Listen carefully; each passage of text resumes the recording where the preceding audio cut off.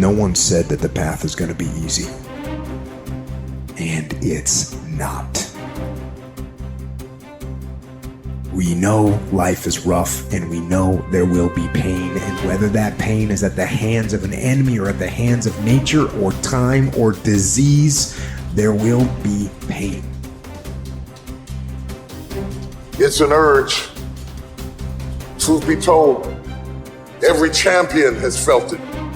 Every president has felt it. Every king has felt it. Every lion has felt it. Every winner has felt it.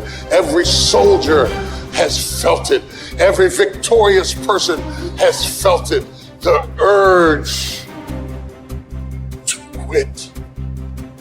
Often when people are embittered and resentful and feel like they're victims, it's because really awful things have happened to them. Now, not always, but often. And so then the question is, well, if you're in a situation and something really awful is happened to you or has happened to you, then, well, why shouldn't you feel like a victim? And is there a better alternative? Thousands have come before you and they did just fine.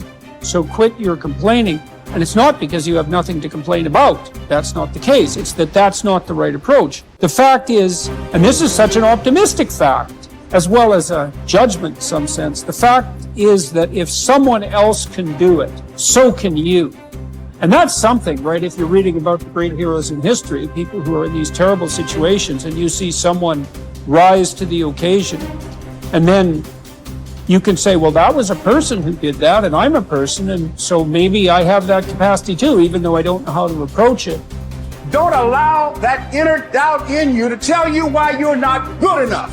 You ignore that inner voice and all of the external voices. Don't judge the possibilities for what you can do based upon the circumstances, because the circumstances won't determine who you are. Doesn't matter how many mistakes you've made. Doesn't matter how much money you've lost.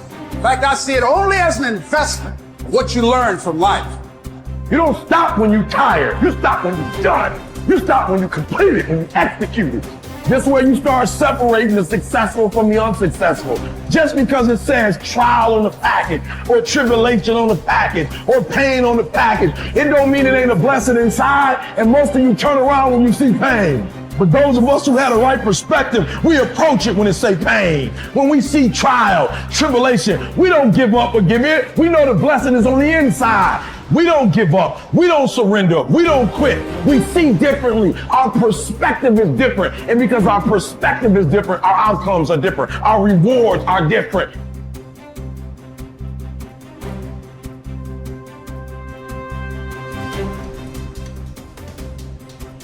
If you haven't learned something from periods of suffering, if you haven't wrung the juices of your own pain and drank them, for your own nourishment, you have wasted your experience and missed the chance to expand capacity for being stronger the next time.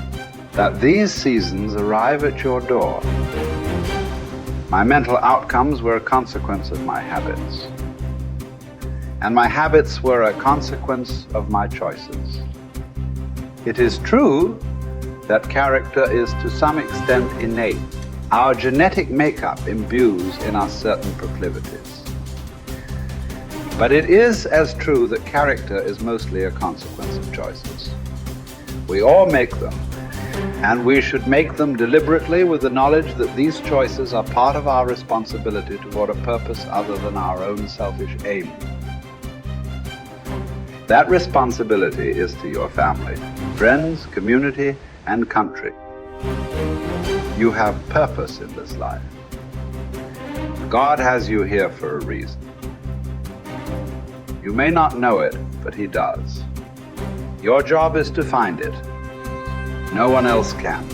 You need to understand that your purpose may be great in the eyes of the world, or it may be commonplace and seemingly small.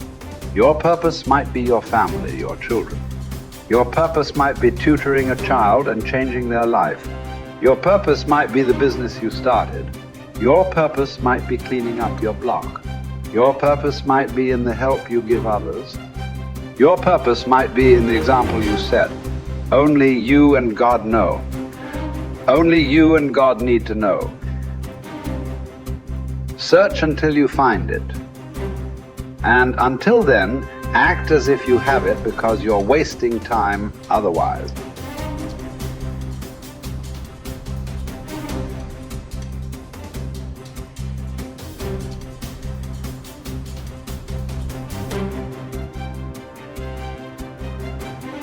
There's something in you that wouldn't allow you to stop. Dr. Howard Thurman,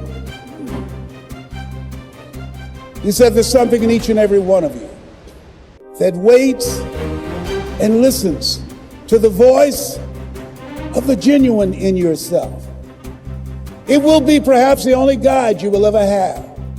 And if you cannot hear it, all of your life, your days will be spent on the ends of strings that somebody else pulls. And I say to you, the reason you showed up, even though you couldn't afford to be here, the reason you drove hundreds of miles, flew around the world, there's something in you, in your heart of hearts, that said, I'm not going to let anybody pull my strings. It said, I'm going to control my own personal economy. It said, I've got a dream I want to achieve. I want my children to have a choice of the kind of education that they want. That said, I am the captain of my ship. That said, I'm going to control my destiny. And whatever it takes, I'm willing to do the work. 1961. President John F. Kennedy had a decision to make.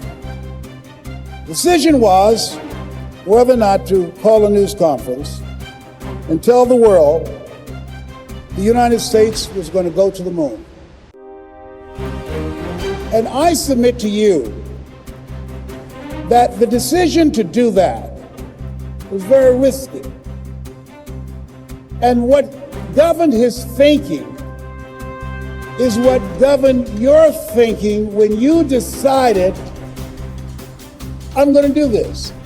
See, the technology did not exist. The answer, what will it take, did not exist. No one had ever done it before. But he made a decision. He looked at Werner von Braun, the most brilliant scientist of that day. And he said, Werner, what will it take for us to go to the moon?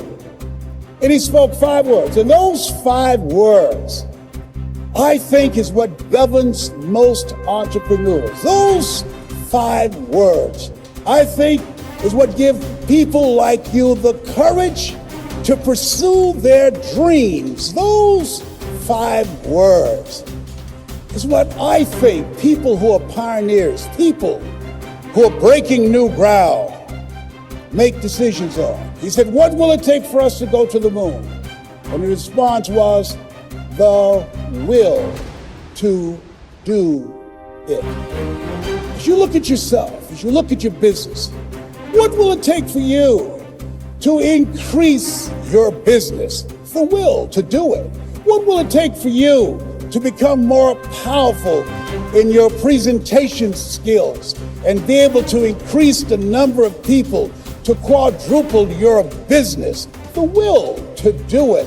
What will it take for you when others are quitting because of the rejections, when others are stopping because they just become so discouraged and they have creditors breathing down their neck and they have family members and friends telling them they're a fool? What is it that will allow you to have the mental resiliency to keep on keeping on, to keep your commitment to your commitment? The will to do it. Every time I say it and ask you a question, I want you to say the will to do it. What will it take for you to build your business?